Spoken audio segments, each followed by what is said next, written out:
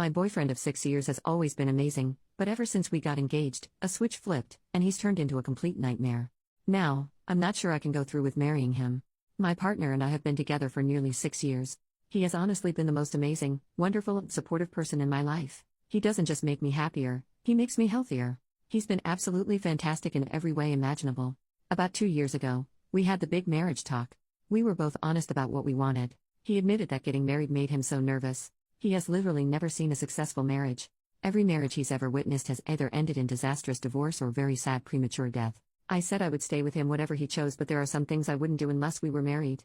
Just as he's seen too many marriages fail, I've seen too many loved ones be abandoned by men once the kids come along or when he finds a better option.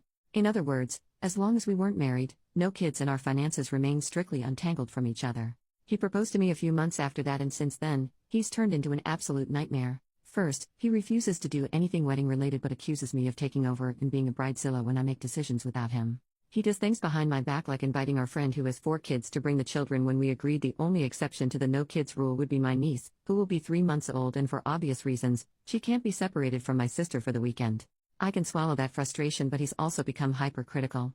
Any mess around the house, even if he made it, if I haven't cleaned it up by the time he gets home, he refuses to talk to me. I work from home, so I usually do a lot of the chores like the dishwasher in my lunch break, but sometimes I don't have time. This is a busy time of year, and while my job is usually constrained to the 9 to 5, in the last few weeks I've had to work until 8 or 9. When he stormed in last night angry that he had to clean the kitchen and I pointed out I've been working for 12 hours straight, he looked me in the eyes and said so. He's threatened to throw me out the house and call off the engagement 4 times already. He's stopped initiating lovemaking. I've come to dread the sound of the door unlocking because he can't go 5 minutes without finding a problem to have with me. It's so bad that my mother, who was ready to adopt him a year ago, is refusing to be the witness that signs our marriage certificate. I've asked to call off the wedding, go back to being just girlfriend and boyfriend, but he says he really does want to get married, and he's just doing all of this to make sure he's making the right choice. Increasingly though, all he's done is convince me I'm making the wrong one. Edit to add, if it wasn't clear, I'd already decided not to marry him when I made this post. I'm packing up and going to my mum's for now. I'm safe and don't need anyone to call the cops. Thanks to the person who offered though. Also, I feel I should clarify that when we discussed, I told him I would be perfectly happy not getting married if he didn't want to. I knew he feels generally disillusioned with marriage. I just simply wasn't willing to commit to something like kids or a mortgage if he couldn't honestly say he was planning on staying with me for the rest of our lives. Nothing would have happened if he hadn't asked me. Relevant comments. Did he agree to marry only for financial reasons? I don't think so. I have thought a lot about that. At the time he proposed, we knew his grandma was going to pass away soon. We were renting the house next door to her, and while we knew he'd inherit the house we were living in, the 2 houses had slowly merged gardens in the 10 years he and his grandma had been living next to each other. The 2 houses have been in the family since the 30s, so he was quite keen on buying next door to both avoid losing it. The family member who inherited it couldn't afford to keep it, but also because having a stranger live there would have been a huge privacy issue for both houses. We'd hoped to rent it to a friend or another family member. He does earn a lot more than me, but he's self-employed, so the banks are quite wary of loaning to him. I work in a university which the banks consider a safe professional job, so getting credit and loans would have been much easier if he'd been married to me. Thinking back on it, I wonder if he asked me not because it was something he wanted per se, but just something that made sense. We'd been together for a while, so it made sense to keep moving forward. It made financial sense, and his family liked me. I'm not a perfect partner or person, but weighing it all up, marrying me had lots of factual advantages for him. I even have dual American citizenship, and he'd always dreamed of moving to America one day. Update 2.5 weeks later. Sorry for the wait, folks. I've had a lot to do. This has honestly been one of the hardest things I've ever had to do. I'm back in with my parents, which is awful. I hate it. I feel like a teenager again. They're being very supportive, and I'm grateful I had somewhere to go, but the house is so damn loud, and I forgot what it was like. I'm trying to find an affordable apartment, but it's London, so that feels like a bit of a pipe dream. To top it all off, canceling a wedding a month before is expensive. Only the celebrant and the photographer have accepted refunds. Every other vendor has been paid in full, and that's money just flushed down the toilet. It's been exhausting.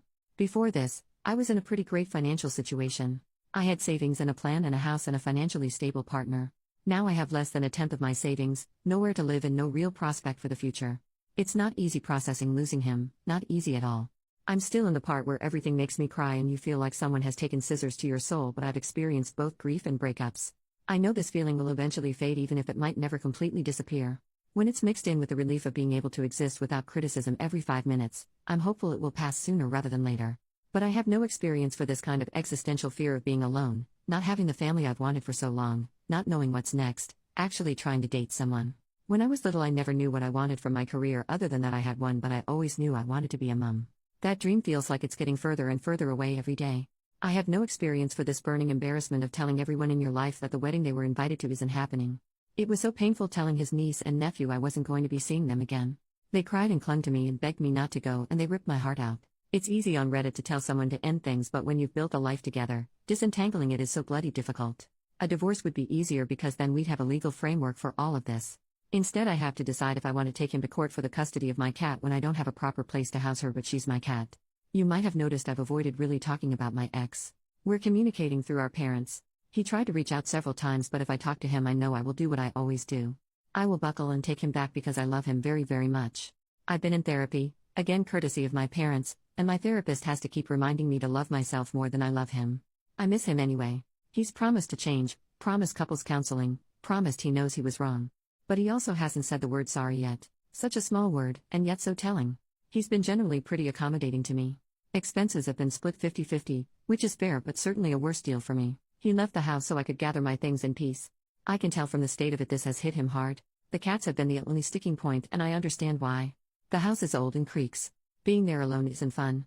Neither of us liked it when we were alone, and a large part of the reason we got cats was for the company at night when the other was away. I'm sorry if this wasn't the update you wanted to hear. My mind is all over the place.